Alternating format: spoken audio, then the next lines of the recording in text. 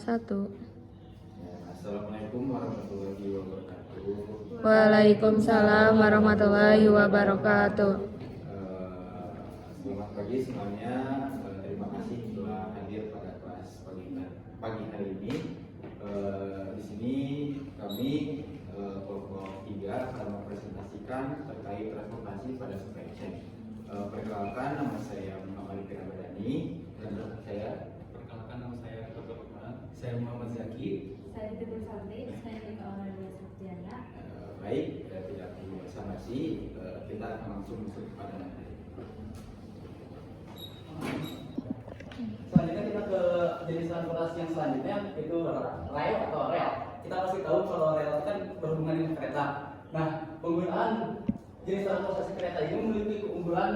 Yang pertama itu cocok untuk kiriman besar, karena kita semua tahu di penggunaan jenis transportasi kereta ini tiap gerbongnya tuh pasti banyak, gak mungkin satu gerbong dalam satu rute pengiriman.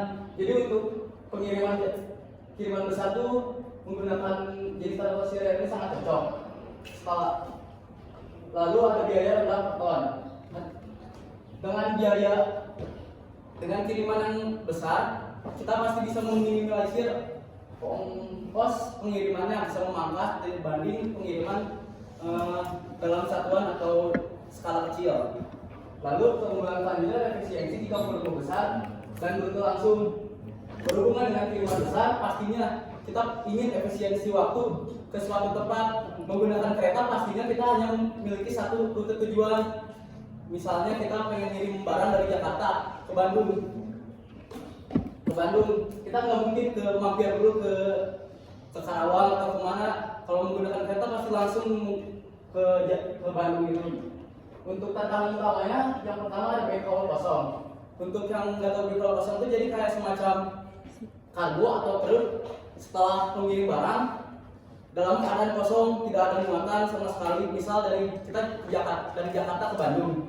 Nah, kita ngirim barang lewat truk atau kargo dari kereta tersebut. Nah, saat kembali dari Bandung ke Jakarta, kargo tersebut kosong. Itu tantangan utamanya. Karena dengan kargo atau backhaul yang kosong, kita tidak bisa memanfaatkan sumber daya secara maksimal.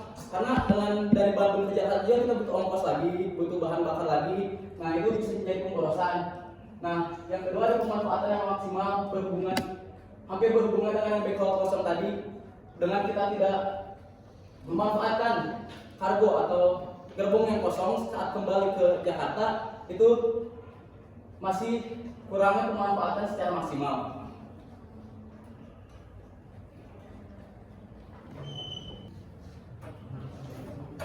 Yang selanjutnya ada desain jaringan transportasi. Yang pertama itu direct shipping atau pengiriman langsung. Biasanya dalam direct shipping ini supplier itu mengirimkan langsung barang tersebut langsung ke pelanggan tanpa melalui perantara. Misalnya toko A itu mengirim mie langsung ke pelanggan, atau mampir dulu ke toko-toko lain. Yang kedua ada direct shipping with advance. Artinya pengiriman langsung dengan satu rute pengiriman besar. Misalnya ada satu toko baju atau kain itu mengirimkan barang ke satu wilayah tertentu dengan jumlah yang besar. Misalnya ada berapa atau 5 pelanggan, itu biasanya langsung dikirimkan dalam satu rute tersebut. Yang ketiga ada RCP via Central Distribution Center atau pengiriman langsung dari berbagai supplier disimpan dulu ke dalam satu sentral distribusi atau DC, lalu dikirimkan ulang kepada pelanggan dalam satu langsung jadwal tertentu. Misalnya dikirimkan ke toko A itu hari Senin atau toko B nya di hari Selasanya. Nah, untuk keempat ada shipping via using mail trans. Hampir sama dengan yang ketiga, shipping via central distribution, hanya bedanya di shipping via using mail trans ini pengiriman ke pelanggan itu dari DC atau warehouse itulah menggunakan satu rute wilayah tertentu dengan berbagai pelanggan.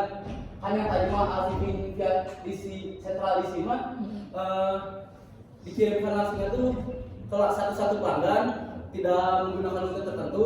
Untuk di shipping via DC using mail trans ini dalam satu rute tertentu. Dan yang terakhir adalah Taiwan Transportation. Nah, untuk pilot transportation ini strategi pengiriman barang yang disesuaikan dengan kebutuhan unit tiap pelanggan, produk atau situasi pengiriman. Yang pertama ada customer distance atau density atau jarak dan kepadatan pelanggan. Jadi pengiriman barang itu melihat dari wilayah tertentu apakah di situ tuh jaraknya tuh menyesuaikan pengirimannya menyesuaikan jarak di suatu wilayah tertentu atau kepadatan wilayah tertentu customer. Yang kedua ada customer side atau ukuran. Nah biasanya untuk ukuran sini merujuk pada volume pembelian dalam skala bisnis pelanggan dalam suatu wilayah. Dan yang ketiga ada produk demand and value atau permintaan produk dan value produk. Berkaitan seberapa tinggi kebutuhan pasar terhadap suatu produk dan seberapa besar nilai ekonominya di suatu wilayah.